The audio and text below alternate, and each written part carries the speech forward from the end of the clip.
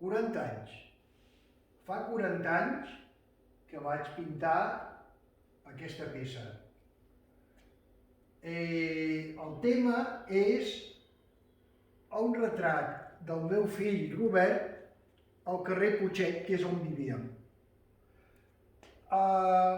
És una peça començada a dibuixar amb sanguina, feta damunt de fusta, i que el color de la sanguina rima amb el color de la fusta.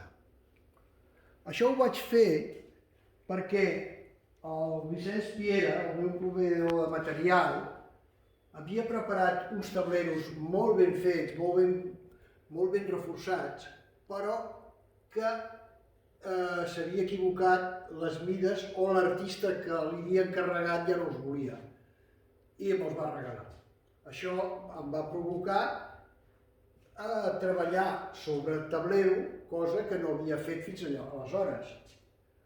Se'm va acudir, en lloc de treballar en negre, treballar amb sanguina. Els personatges, la personatge del turbant és la mare del Robert.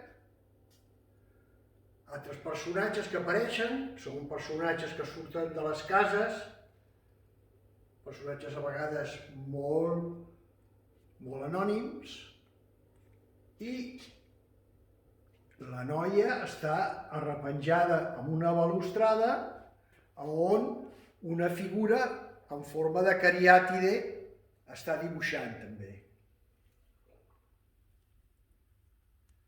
Estava tret d'un apunt que havia fet a l'Escola Eina, on en aquella època jo era professor.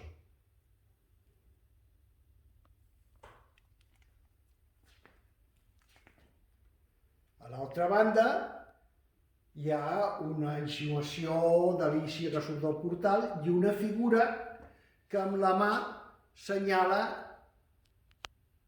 el nen.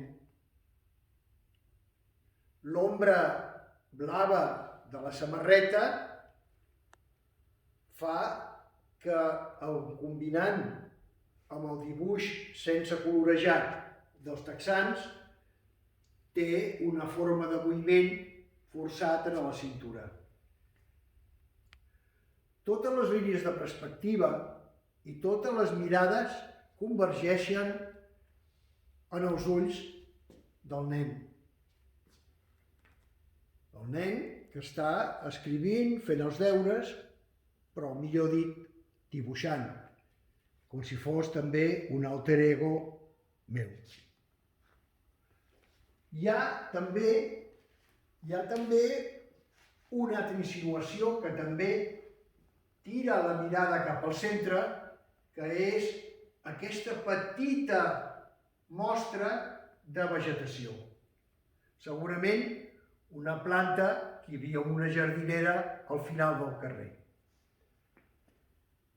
Al final de tot hi ha una vista de Barcelona amb el mar i un tros de cel. Aquest quadre planteja una cosa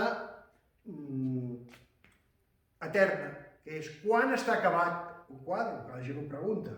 Jo penso que està acabat en el moment en què l'artista el dona per acabat, perquè pensa que ja ha aconseguit el que volia explicar o perquè pensa que no sap millorar-ho.